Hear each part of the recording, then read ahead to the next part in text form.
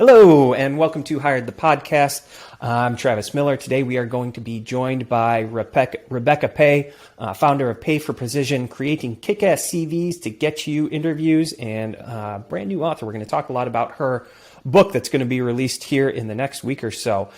We spend a lot of time talking about what candidates can do to position themselves to really land the ideal position for them that they deserve to be as successful as they truly want. We talk a little bit about companies and what they can do to make sure that they're finding the people who have that most potential to be incredibly successful in their organization and achieve things for them that they never could have thought possible. And then we finished talking a little bit about LinkedIn, your LinkedIn game, your personal branding, and what you can do to really ensure that you're setting yourself up for that ideal position whenever it is right for you to go out and find that ideal position. Sit back, relax. Here we go. Here I go, ready now. I'm coming for you. Can't nothing stop me. I got some things I gotta do. Hey, hey, hey, hey. I'm making a move. Well, here we are, Rebecca Pay on Hired the Podcast. Thank you for joining us today. I'd like to introduce everyone to Rebecca, founder of Pay for Precision, creating kick-ass CVs to get you interviews, and author of the soon-to-be released book, How to Get the Kick-Ass Career You Deserve. Rebecca, thanks so much for being here with us today. Really appreciate it. Thanks for having me. It's an honor. Oh, get out of here. It's our pleasure. Rebecca, do me a favor. Just tell us a little bit about yourself and kind of what brought you here to this show today. Okay, well, I'm here because you asked me. Although I don't always do what I'm told, to be fair. But yeah, I mean, I've kind of established my business on LinkedIn over the last couple of years. I mean, I've been running my business for 7.5 years. But I've kind of moved into CVs in the last couple of years, and so LinkedIn was obviously the place to be. And I think a couple of years ago is when it started to develop into more an interesting space to be as well. And obviously content creation has become huge on there. And I've, managed to establish quite a nice network on there. I've got 21,000 followers now, I think.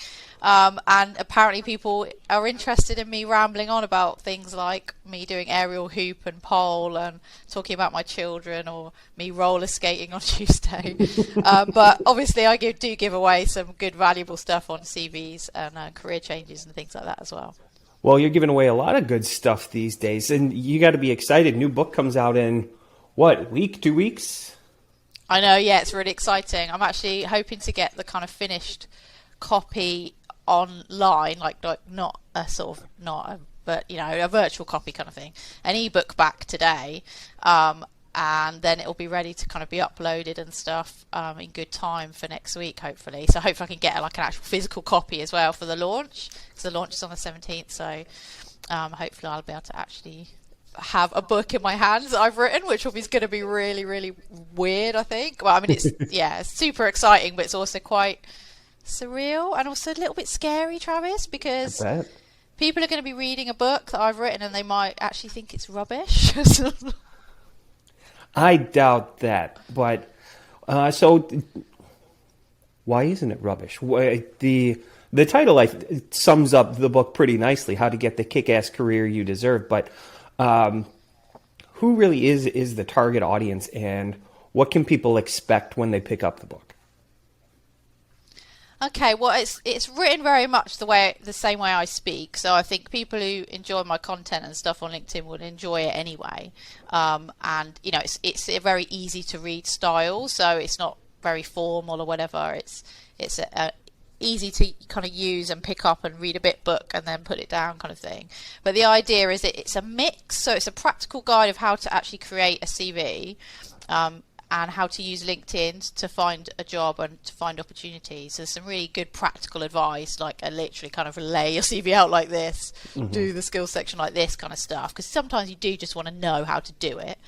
But also, we do kind of dig into, if you're making a career change, what else does that involve? Like, what are the thought processes? Like, how do you work out what you actually do want to do? Like, looking at jobs that you've liked before and ones that you've disliked and why.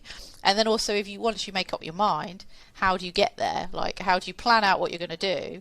And also then the kind of mindset shift that you need to make to do that, because it's not, big changes are difficult for us. Humans, we don't like change generally.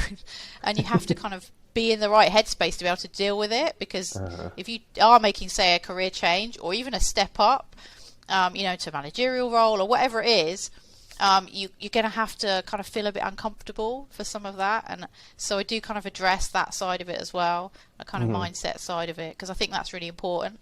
I'm quite, pro looking after yourself and the self-care side of it and doing other things apart from work. But we do spend a lot of time working, so the more ideal the job is for you, the better. It's one of the hardest changes people can make. I experienced it secondhand a couple of years ago. My wife was a teacher, high school PE teacher for 11 years, and not from the moment that we met. Our anniversary is actually this weekend, 7 years ago. But pretty quickly after we met, she started to get more and more disillusioned with the career, and to the point the last 2 or 3 years there, she just hated it. I mean, going to work was a dread for her. And we were fortunate enough that we were in a position where we were able to take the financial hit of her losing her salary for 2 years to go back to school to start an entirely new career. And she started that career about 6 months ago, and she could not be happier with the path her life has taken now. But it was a huge, huge decision. And, it was I think the hardest part was having that realization that she was not stuck.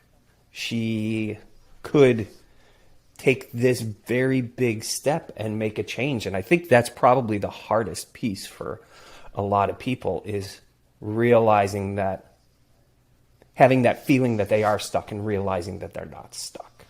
Yeah, absolutely. I mean, you have to remember that everything's a choice. And you're definitely not trapped. Whatever situation you're in, it might feel very much like you are trapped. We've all kind of had that feeling sometimes. But whatever you're doing and why you're there, it's all a series of choices you've made. And therefore, to get somewhere else, if you're not happy with where you are, you need to make different choices to get out of that. And I kind of do address that quite a lot in the book, because sometimes people come in, but I've got to live here because, I'm looking after my mum who's ill, or whatever it is. But then you're still choosing to do that. It's not kind of like forced on you. It's still a choice. Even looking after children and stuff is a choice. So I'm not suggesting people ditch their children or ill mothers and run off and go and do something crazy. But I'm just saying, the more you recognise that you've chosen to do those things, it's a better feeling for you than feeling like, oh God, I'm trapped in this life I don't want to be in.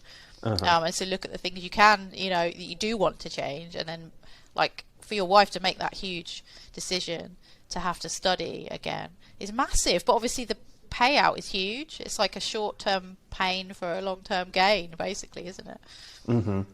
And I know it's hard for a lot of people out there, because there are family commitments, there are financial commitments, but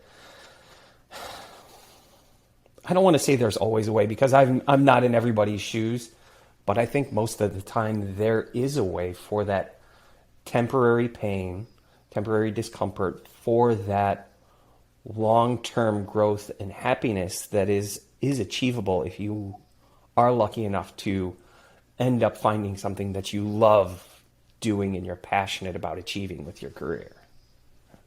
Yeah, definitely. I think sometimes you do have to just make a leap with it. I mean, I know people that have taken their kids around the world and, worked remotely or whatever, and taken their kids around the world for a year or something, because that's something they really want to do.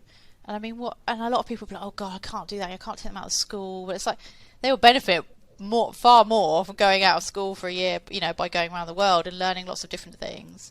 It's an example of something where you'd be like, oh, I can't do that. But actually you could do it. If you really, really wanted to, you definitely can do it.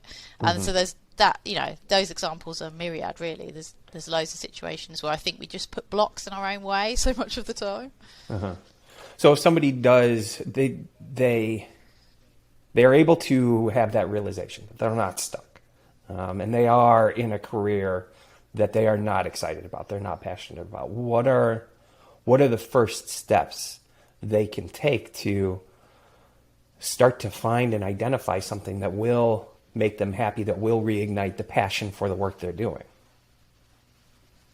That's when you need to start thinking about what you've liked doing previously, because often when you look back to an old role, it's not necessarily the job you were doing day to day. It's quite often maybe the culture you're in, the environment, the other people, maybe the autonomy you had, all those sorts of things. Kind of be honest with yourself about that stuff, and also kind of what's your legacy going to be? Like what are your kind of core values? Because you might be working somewhere where it's really kind of going against some of your core values when it comes down to it. You know, not every business is run in the most ethical way or whatever. That might be something that's really important to you. So when you start looking at those kind of values for yourself, then you can find somewhere that aligns with that a bit more. And it doesn't necessarily mean run off and work for a charity.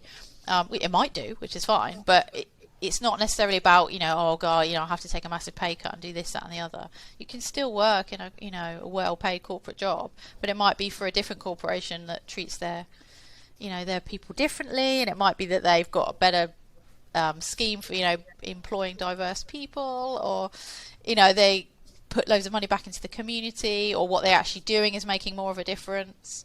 Because all those things obviously feed into how you feel about your role and how you feel about your job. And once you know what you kind of need to get out of it, then you can start looking for the right fit somewhere. What's your story? Because I would imagine that you didn't set out when you were a wee lass to be an author and to run a consulting firm helping people get the career that they're excited and passionate about. How did you end up identifying your why, understanding what you were passionate about that led you to do this thing that you're doing now? That's a good question. I've done loads of different jobs actually, and I think more than anything it was kind of a lack of understanding of myself. Like, we all have it when you're growing up and stuff. You don't really understand yourself necessarily that well. I'm the kind of person that's really good at whatever I do, so I've done loads of different types of career, and always done really, really well, but then never really got promoted and never got into like managerial roles. So then I've ended up getting bored and moving on to something else. And I always get on really, really well with all the clients, but the managers and stuff don't generally like me because I'm too outspoken. And I'll call out like rubbish. Like if I see it happening, I'm like, no, you're not, I can't stand for this, and I'll stand up for other people and stuff. And obviously, managers don't want that kind of person on their team usually. And so I was never trusted with a kind of like supervisory role really. And so you get bored then, and then you move on to something else. But obviously that's given me a lot of insight into loads of different careers and different types of people. When I was 20, I was homeless, and I lived in the YMCA for a bit. And that's, life experiences like that are huge. And that in itself was a big turning point for me. That's when I got my first proper job, really, because I was like, well, I've got to do something now, because it's just me now. It's down to me now. I can't live here. This is terrible. So I went and kind of marched down, got my one suit on and marched down, like walked 2 miles, I think it was, to a TGI Fridays, and got a job working on the door there for them and like coordinating the restaurant and stuff. It's actually a really fun job. But kind of that got me into like different roles and into sales and telesales, and then recruitment, and then council and advertising and loads of different stuff. And I've done education as well and teaching. But me falling into having a business was more from a choice of like a life choice of wanting to look after my daughter when she was a baby, because I didn't want to go back to a 9-to-5 type role or working in a school as I was doing at the time. It's like, I don't want to leave my baby and pay someone else to look after them. That's not why I've had children. This is, that felt horrible for me. Like, that's not knocking anyone who does that, by the way, but for me, it just wasn't going to be working. And so I had a friend who had set up a business doing a sort of similar thing, doing copywriting and proofreading. And I was like, oh, I could do proofreading. I learnt proofreading when I worked in advertising, and I've written copy and done copywriting courses and stuff. Okay, let's have a look at this. And just started really small, and it was just kind of like a bit of extra money, just enough to be able to stay at home with my daughter. Then went on to have my son, grew up, like they started to grow up a bit more, give me a bit more time. So I was able to expand the business a bit more. And kind of, I love moving into CVs because I love helping people. And that kind of the magic kind of moments you get where people just kind of suddenly realise they're actually really good. Oh God, and they get their confidence back, because a lot of people have kind of lost their confidence. They've been kind of dragged down either by a bad job, or they've been made redundant or whatever, and they just kind of lost that belief in themselves. And what I offer is so much more than just a CV service, because I know after having spoken to clients, it's like, but you've changed how I feel about myself now. And I'm like, but I haven't really done anything. I've just, spoken to you, and now you've, looked at all your skills and experience, and you've realised that you're actually really kick-ass. That's why you need a kick-ass CV to go with it. So you need to add therapist to your CV. I mean, that's what a good therapist does. They let them come up with the answer. Yeah. And people I think job seekers can get beaten down because they're applying, and they're not hearing anything back, or wrote form letters that their resume got bounced by the applicant tracking system. And, they come to you in hopes of that you can help them write the perfect CV, the perfect resume. But you make a point in your book that there is no such thing as a perfect CV. But how do you help people make it as close to perfect as it can be for the position that they're hoping to get? Yeah, I mean, you're right. There's definitely no perfect CV. It's a very subjective kind of view, and you'll actually find, you'll get a CV created that might be, good enough, but actually someone else will say, oh no, that's not very good. And people have different opinions on it. But how you rate a CV is whether it gets you the interviews for the jobs you want. Mm-hmm. It's as simple as that. So if it's getting you the interviews for the jobs you definitely want, then that's good enough, isn't it? But one of the main things I think with a CV that people are maybe a bit scared to do as well, it's not just about keeping it simple for the applicant tracking system and all that kind of almost basic stuff, which you can get right. It's putting your personality in there and making it individual to you, because it's so easy to kind of Google and cut and paste something in about a marketing manager role, say, or whatever, in a description of a marketing manager, and these are the skills I need, so I need to describe myself like this, which is fine to an extent, because you want to get the keywords in that are on the job description. But does that tell us anything about you, or how you approach the role, or what kind of marketing that you particularly like, or why you're doing it, or what the impact is that you've had on roles in the past, and why you're going to be better at this than anyone else? Those are the kind of things that you want to get across, because that's how a CV stands out, is from having really good content, not having a fantasy border or whatever else. It seems it's such a fine line to walk, and unfortunately really hard to get right. I see so many resumes that are not enough. They are that copy, cut, paste of the just boilerplate list of the jobs people have done. It's just a listing of the job descriptions that they've done. And then I see a bunch that are too far on the other side. It's like, unless you're applying for a job in graphic design, your resume should not look like this. So true. But there's not enough in the middle that are people highlighting the experiences that they've had that have truly set them apart. And what are some strategies and tactics that people can do to really highlight who they are, what they've accomplished, what makes them special? I think it can be hard. I think writing about yourself is really hard. So I think it's good to recognise that. Don't expect to be able to be really good at it. So I'd say that's probably one of the things that people struggle with the most, is writing that initial kind of opening profile statement, which is the bit you want to get really good. But I think having a big brainstorm about it is really important. Get loads of words written down as a starting point. Ask colleagues, ask friends, people that know you, like a partner even, and definitely managers, or maybe ex-managers, people that you got on with, preferably, or people that you've managed as well, like if you're in a leadership role, and find out what they think about you and how they would describe you. Because I think getting all that feedback is really valuable. It's often quite good insight into things about you that you wouldn't necessarily think yourself, or you don't always realize yourself, especially leadership roles. People hear back what people have said about, you know, what type of manager and how they see them. It's like quite surprising for some people, and it's like they've had quite a big impact on people's like working life without always realizing it.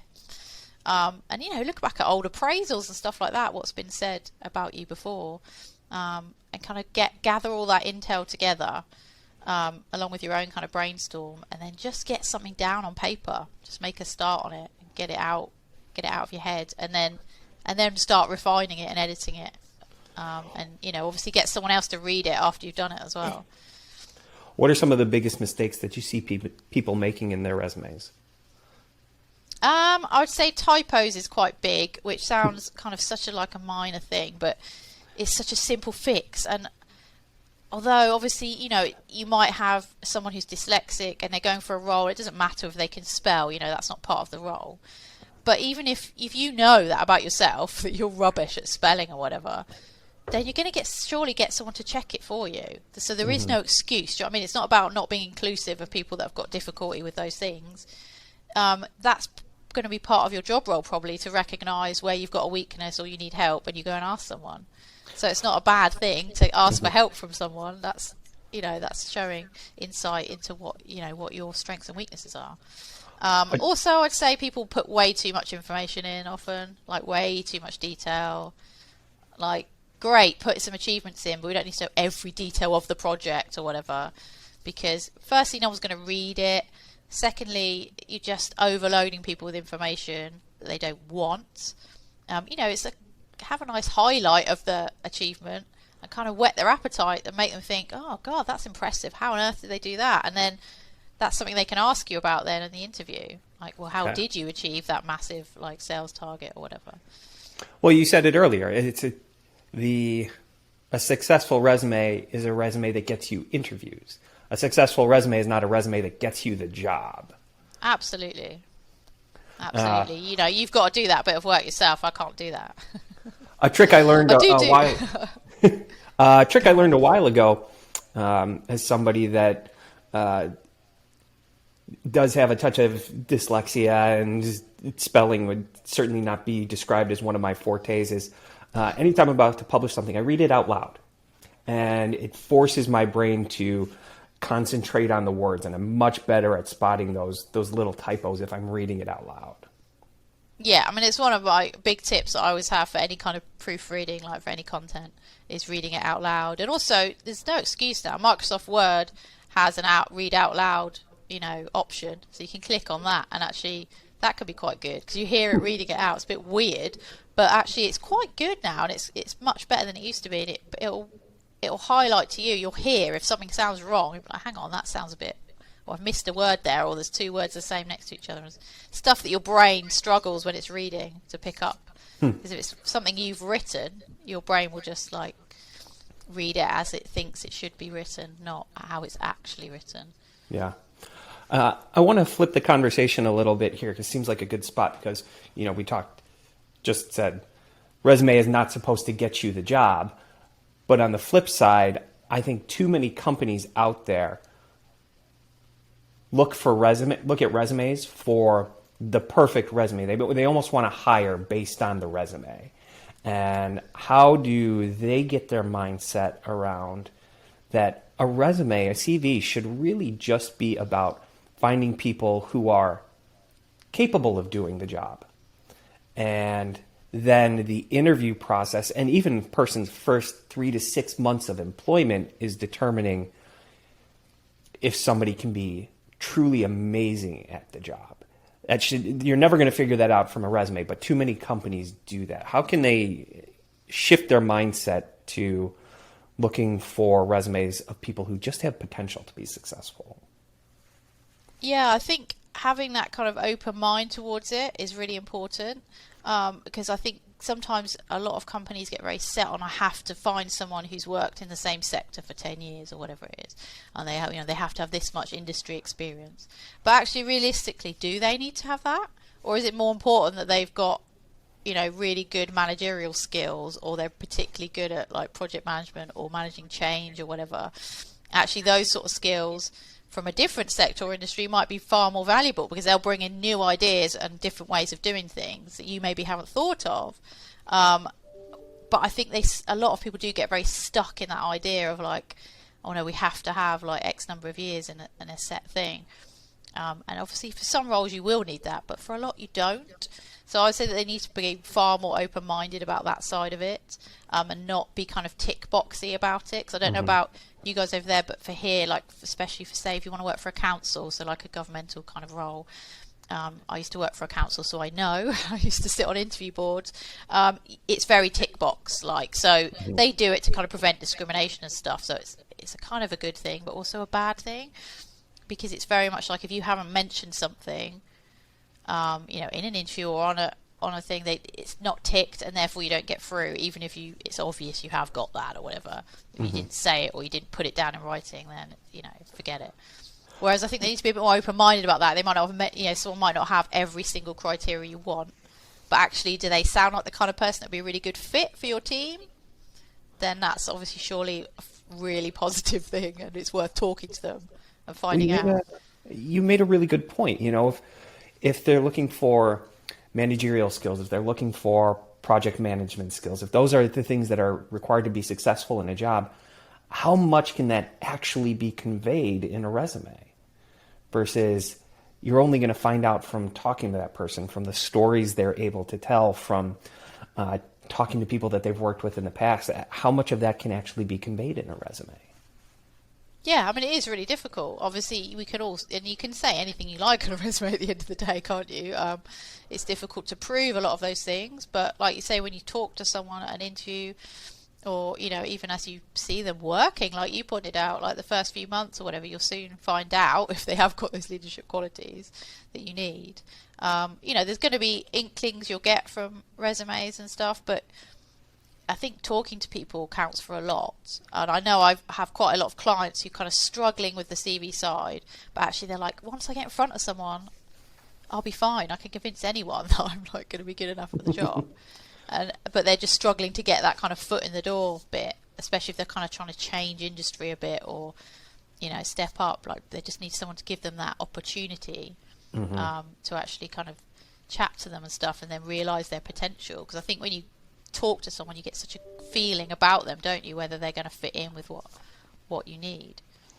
Yeah, it's the challenge is I think that so many ATSs and a lot of hiring authorities and talent acquisition teams, when they're searching for someone for a position, they divide the world up into two categories: absolutely perfect for the job and not right at all. When my philosophy is that it should be the opposite. There are two types of people in the world, but absolutely not right for the job and might be right for the job. And your goal should be to talk to as many of those might be right for the jobs as possible, because that's where you're going to uncover all of the soft skills, all of the hidden talents, all of the vision and the why. You talk so much about a person's why in their book, and that's how you find the people who can really thrive in your organization and help you achieve more than you ever would have thought possible if you're only looking for somebody who has 8 to 10 years of experience in this specific sector with these exact job titles and this specific degree. If that's all you're searching for, then you're only going to get people that have done exactly that, but you're never going to get people that are significantly capable of much more than that. Yeah, absolutely. And I think people they're losing out on amazing candidates by being like that, and that's the bottom line. I mean, I did a poll on LinkedIn the other week about should a salary be on an advert, a job advert, and it was like 93% or something ridiculous like that. Really high percentage of people that said yes, it should always be on a job advert. And the only people arguing in the comments were recruiters and maybe people that have employed people before. Like, no, it's not always right. You can't always have a salary on. There's really good reasons not to have a salary on. And I think, but you're not listening to what people want, though, are you? And expect. So you're missing out then on some candidates who won't ever apply to one without a salary, or at least some kind of ballpark figure on there, or a reason for not having the salary. I said, if you can't have the salary, at least put a reason why. Say, look, we can't discuss the salary for X, Y reasons, whatever. because a lot of them, they will expect the candidate to tell them what their salary expectation is, but won't necessarily be giving anything away themselves, which seems really unfair. And I think it's important to recognise that you need to listen to what people actually want and expect, and sometimes things need to change. What are some other things that companies can do to really attract the best people out there who do have the most potential to be successful at their company? You talk to people searching for jobs all day. What are they looking for? Yeah, I mean, I think a lot of people, I deal with quite a lot of neurodiverse people, actually, and I'm quite kind of hot on the inclusion factor of stuff, and I think companies aren't good enough at that yet. I think they're getting there, but I think if they're more open and kind of accepting of people with different like needs and abilities or whatever, I think a lot, you know, especially if you're talking about neurodiverse people, you could end up with some really exceptional people if you just change the way you kind of do things a little bit, or just make it obvious that you're going to be, you know, a bit more flexible with stuff. I think if companies talk about their values a lot more would really help as well, so that people can work out whether they're kind of aligned to what the company stands for, but also actually live that. Like, don't just, you know, write, oh, well, we do this, and this, but then actually behind the scenes they're screwing over all the people that work there and they hate it. You know, you have to, that has to be real. Yeah. You have to kind of show what you're actually about and mean it. How do they do that? What are the best ways to go about showing people your values? It's, I mean, we try at our company, but it's a hard thing to do. It is hard, but I think, I don't know, doing stuff in the community and stuff can be really good. Any kind of like, you know, an advocate for any kind of voluntary type stuff is always really good. I think, you know, really good content marketing is a good way of doing it. You know, if you have really real marketing and not kind of just really boring generic stuff, you know, they need to look more at what everyone else is doing. And that's where companies need to start going with their marketing and sales anyway, I think. You know, that's what people want to see, and that's what appeals to people in general. It's better for branding if you can appeal on a personal level to people. So by using that kind of style of marketing that maybe some of the smaller businesses do, I think that would work a lot better for some bigger brands. I know it's hard for them to kind of sometimes do that when you're such a big brand. It can be harder to kind of like get it down to a personal level, but there's definitely ways of doing it. I mean, I think if you can, I don't know, use actual employees in your adverts and things like that, you know, that kind of stuff's far more real, isn't it? I think are there any being companies as real as possible. Are there any companies you can think of off the top of your head that are doing a really good job at it out there? I don't know. Sorry to put you on the spot. I quite like, yeah, that is on the spot. I quite like Pixar's just general ethos and values of the way they do things. Actually, they're quite good. They're quite a good example of that kind of stuff. I mean, I was really impressed with Legoland when I went in England, and there's just the way it's run and the way the staff are and stuff. You can just tell it's a great place to work. And they're really good at like dealing with neurodiversity and stuff, and so that kind of thing is like, it makes it obvious that actually you can see why you'd want to work there, kind of thing. And I think that kind of stuff, you know, especially if you're client facing or like customer facing type of business, you can get a really good feel for it just by, you know, experiencing it, can't you, on the other side of it. Like if you go as a customer, you can get a feel for whether people are happy working there or not. You've talked about neurodiversity a couple of times here, and I'm sensing that this is something that you're very passionate about. What can companies do to improve their ability to be inclusive of neurodiversity candidates and issues?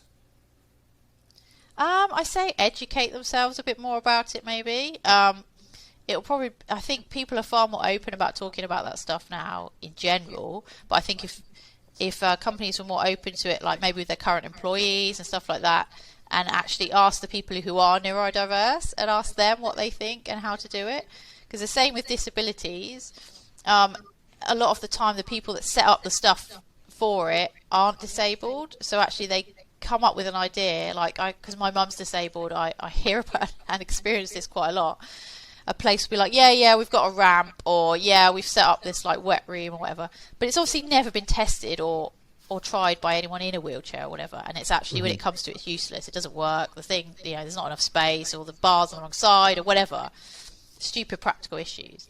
And it's the same with neurodiversity. If you ask me, like if you ask the people who actually are neurodiverse what they think, and if maybe they're working in your company already, which they probably are, you could even do it in an anonymous way if you don't want to. It's not like, you might have some people that are more outspoken. Some people might not want to be outspoken. Ask them what they think, the business could do better, and like how could this company be better for you, and what flexible needs do you have, and there could be all sorts of things. My daughter's got ASD, she's autism, so for her, like it might be like if there's too much noise, and there's too much bright lights, and there's too much multicolours everywhere, or whatever, things like that, that maybe there's not enough quiet spaces in the office, perhaps, having a dedicated area that's always quiet, and people go in there, they have to be quiet and have their phones off or something, and that might really help someone who's like struggling, like, gets really overwhelmed with an office situation and can go in, like, have a quiet bit of space or whatever, as an example. But it's the kind of stuff you need to ask the people who need it, rather than just asking, just, I don't know, having like a random boardroom conference about it. You need to ask the people who have those needs in the first place. Well, I think it's one of the one of the good things to come out of this past year and a half is a lot of employers are much more flexible in people's working environments, letting people work where they're most able to do the best work. And it doesn't necessarily have to be in a giant cubicle farm surrounded by a bunch of people doing the exact same job as you. So I think it's fantastic that so many companies are listening to their employees about, this is where I do my best work. And the employers are saying, well, if that's where you do your best work, and you've been doing your best work there for the past year and a half, keep it up. Yeah, absolutely. Remote working is an amazing thing, I think. That suits me, though, because I wouldn't ever want to be in a busy office ever again. It's just not for me. I miss parts of it, and we're starting to look at, we're changing our office landscape, and what it's going to look like. We're not sure. I miss seeing our people on a more frequent basis in person, but I also don't mind the ability to focus here alone from time to time as well. Yeah, there's a balance to be had for sure, because people can get quite isolated, and that's where you need to listen to what people actually want, I guess. Yeah. Rather than just saying, well, everyone has to work at home now. It's like, what? I want to talk about LinkedIn for a couple of minutes, because I think for job seekers, it's an incredibly underutilized tool. I mean, I know they go on LinkedIn and they apply for jobs on LinkedIn and they connect with recruiters on LinkedIn, but I just feel like there's so much more that people could be doing to really highlight who they are, what their why is, so that they're almost a known commodity. They're a person before they ever apply for a job. What do you think that people should be doing on LinkedIn while they're searching for a job, or even before they start searching for a job? Yeah, I think personal branding, which sounds like a bit of a cliche now, but I think it's quite important, and I think you can apply that to people who are looking for work just as much as you can if you're running a business. And there's that kind of element of the content you put out and the kind of comments you're making. Like when you first start, it's quite difficult. Your content's probably not going to get seen by many people. It's the kind of it's a difficult time when you've got a small network and it's not very engaged. But as you build that up, it will get easier. But I always say to people, focus on commenting on other people's stuff more than anything else. So don't get too hung up or stressed out about creating content yourself if you don't want to, or if it's difficult. But spend some time commenting on people, the stuff that's relevant to your industry.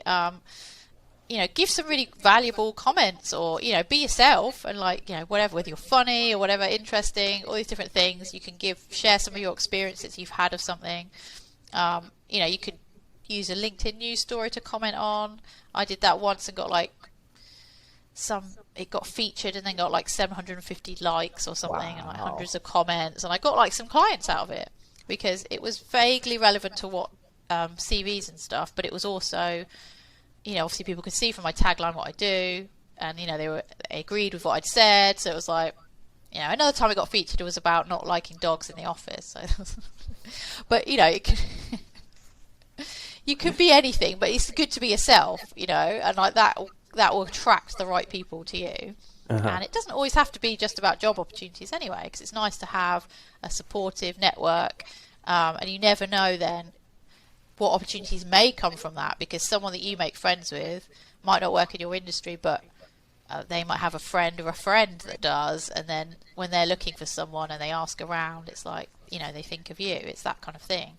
You just want to be the person they think of when it's a job, the job that you want. You want to be the one that they think of. Oh, I know a really good project manager, so-and-so, that kind of thing. And I think that's why it's important to start now. I mean, if you're not active on building your personal brand now, if you wait until you need a job, it's too late. It's going to be too hard. And it's a long-term game. It's a long game. It won't happen overnight. So what's the one thing that people should start doing today to ensure that when they do need to start searching for a job, they're in the best position possible to find the job that is the best job for them? It's a big question. That's a big question. It's a really big question. One thing. You gotta give the people what they want. They want the tips. They want the trick. I'd be very sure what the job is that you actually do want. Make sure you've got that nailed down. Because like so many times I speak to people about, I need my CV. Can you sort it out? Okay, so what job do you want? Oh, well, I think I'm going to do this. Are you sure though? Are you definitely sure? Quite a few times I've had conversations with people and then they end up changing their minds. Actually, you're right. I don't really want to do that. I actually don't really like what I'm doing. I want to do something else. So be honest with yourself what your next job is. It doesn't have to follow the linear career path that you had planned out. Like actually ask that question now and like try and form some kind of plan. It might not be next week you're going to change roles, but it might be like, okay, I'm going to do this for a bit, save some money. In 2 years I'm going to do this.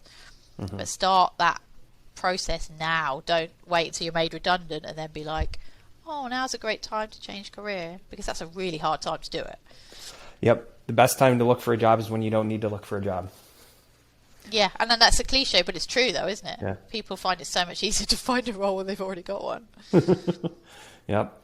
All right. Well, Rebecca, I'm very excited for your book to come out. Where can people find it when it's available? Well, it will be on Amazon very soon, and yeah, that's the best way to get it, I think. And obviously follow me on LinkedIn, and I'll be rambling on about it constantly. So, well, we'll make sure to have a link to the book in the down below for people to find it. How to get the kick-ass career. Yeah, if you jump on my website, you can get a free CV template as well. So you not only find out about the book, you get my free template. So. Great. And where's the best place for them to find you? Is it your website? Yes. So find me on LinkedIn or on my website, which is payforprecision.com. So as long as you can spell precision, you're okay. We talked about this. We're not good spellers. Rebecca Pay, thank you so much for being with us here today. Really appreciate it. If you enjoyed this show, if you enjoyed the episode, please make sure to rate and review. We'd really appreciate it. And follow us wherever you get your podcasts. Travis Miller, Rebecca Pay, thank you so much. Have a great one, everyone. I'm making a move. Study wrong. Ain't nothing gonna happen on its own. I'm making a move. Don't need no hinges for the sun. I got joy all through my soul. I'm making a move. Get up, get out. Mr. Sun is shining on me.